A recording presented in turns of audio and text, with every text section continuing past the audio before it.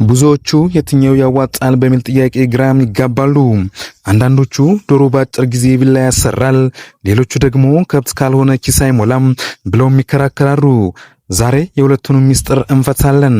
ዶሮ ወይስ ከብት ማድለም የትኛው ለእርሶስ ይስማማል?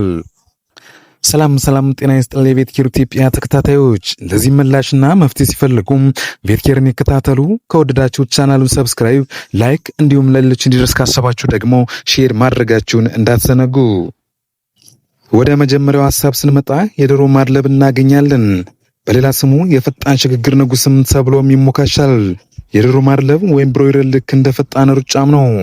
ጫጩቶችን አስገብተው በ45 ቀን ውስጥ ለገበያ ያደርሳሉ። ይህ ማለት በየዓመቱ ውስጥ እስከ 6 ጊዜ ማምረት ይችላሉ ማለት ነው። ብዙ ካፒታል የሌለው ሰው ተመራጭ ነው።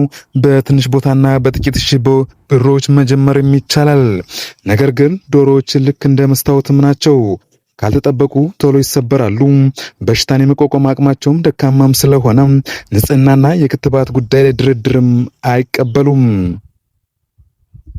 ሌላኛው ደግሞ ከብት ማድለም ወይም ካትል ፋቲኒንግ አስተማማኝ የሀብት ማማም ተብሎ ይሞካሻል።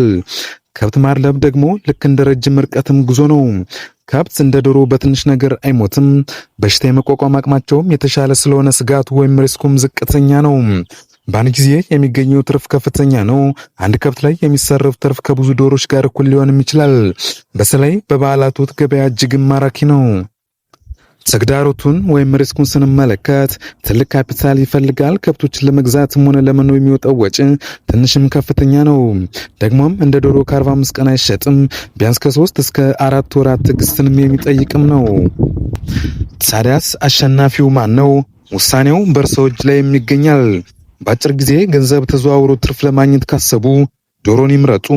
ሪስኩ ሳይኖርብኝ የተረጋጋ ስራ ልስራ ካሉ ደግሞ ከብት መምረጥ እጅግም አዋጭ ነው። እስኪ እናንተ ልትጀምሩ ያሰባችሁትን በኮሜንት ሴክሽን ላይ አስቀምጡልኝ። በሌላ መረጃ እስከምንገናኝ ቸር ቆዩልኝ።